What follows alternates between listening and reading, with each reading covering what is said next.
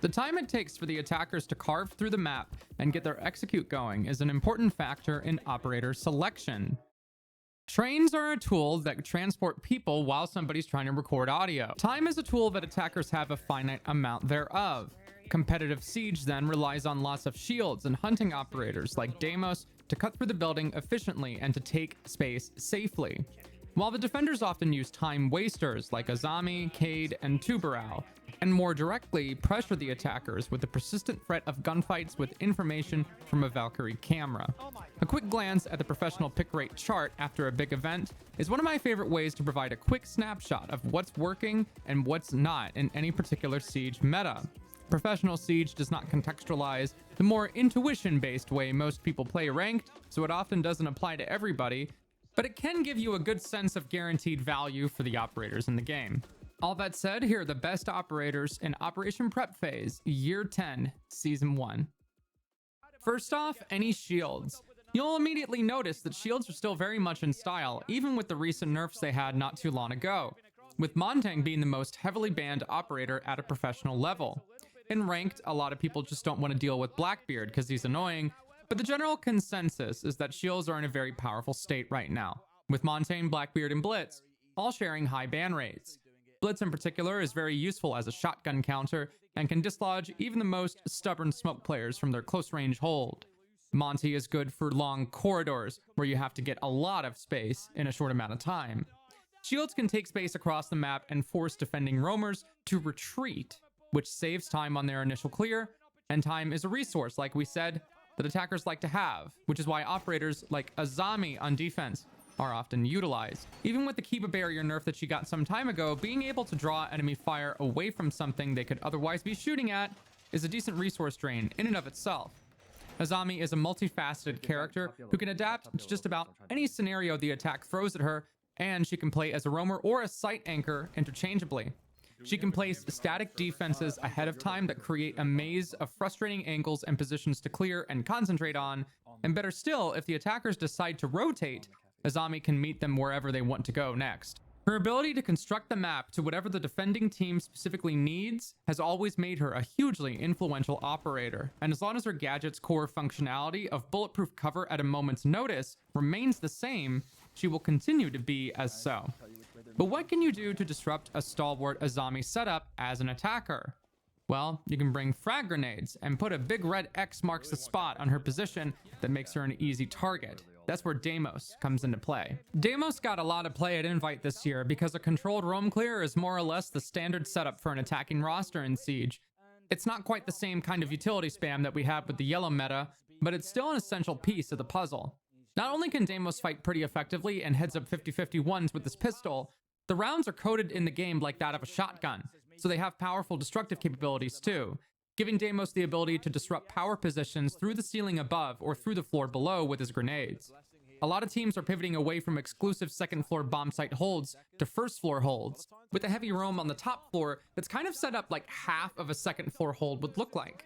Deimos can operate on either end of this verticality with finesse.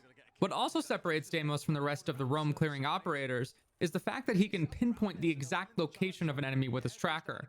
And I don't just mean the red ping you get over the opponent, but his special HUD also reveals the room that the enemy is in plain text. This is more specific than what you'd get with a lion or a jackal on a Dekebi, which sometimes may require more context to narrow somebody down with. With Deimos, that information is instant, global, and actionable.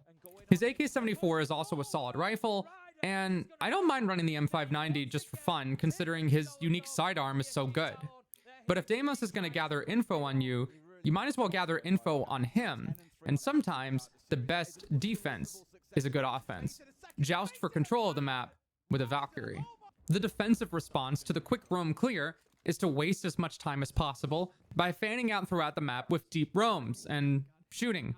Valkyrie helps out with a ton of that right now, since she's able to place customized intel exactly where you and your team would like it to be. If you have a good read on your opponent, which happens in competitive, teams can get an idea of the playstyle of the enemy after playing against them multiple times, you can actually anticipate what they're gonna do.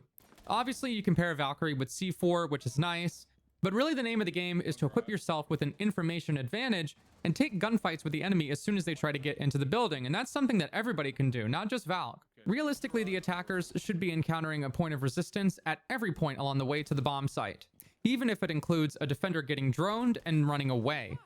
Valkyrie almost sets up the map in the way a spider's web is designed.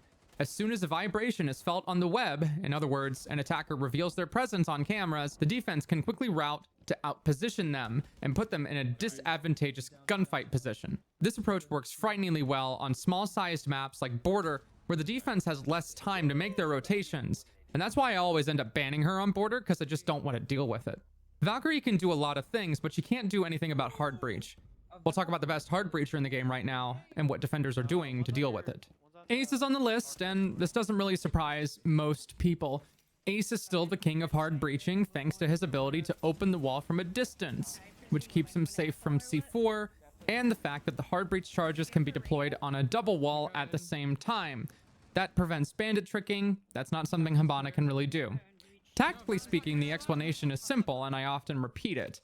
But there's really not much more to it than that. Deploying utility from a distance is always going to be safer than deploying it up close on the surface of something. That's just common sense. And regardless of what people say, hard breaching the wall is still an important component of the strategy of the game. I know everybody talks about the gunfight meta, but it's still a first-person shooter game. And what do you do when you open a hard wall? You force defenders into a disadvantageous gunfighting position. The AK-12 is my favorite of the three main hard breaching rifles. When you compare it to Thermite's 5.56 and Hibana's Type 89, actually the AK-12 is really just a better Type 89, but, you know, we don't have to talk about that right now. You know what Ace can't deal with? A Tubarao. Next on our list. Tubarao is an interesting operator because he's very useful in the circumstances he thrives in, but he's not a staple operator in ranked. Actually, his ranked pick rate is on the lower end, one of the lowest pick rates, which is a little strange to me. I think that DMR enjoyers definitely get some mileage out of him because he's a 2-speed with an ACOG DMR. You got C4 and you have good guns. So really, he does provide a solid floor that does translate well to ranked. I don't know why people don't play him. Tubarao can provide avenues for Cade to juggle his electricity sticks on the wall if the situation allows it. And obviously for hatches, giving another layer of time delay for any hard open means there's less time for the attackers to do what they want to do and to hit certain timings for their execute. Using one of Tube's Zota canisters is more than just slowing the attackers for 12 seconds. It's an opportunity for a defender to get an aggressive flank. At the end of the day, he has utility that serves an important purpose on just about any bomb site where a reinforced wall is a pivot point for the round. You don't see him used all the time because he gets thrown into the ban calculation. Not as much as Azami, but enough to mitigate his presence and make it known when he is on the board. Did I miss one of your favorite operators on this list? Let me know in the comments. Next week, I'll be covering the new operator Raora, so subscribe if you want to see that how-to as soon as it comes out. Thanks for watching. Deuces.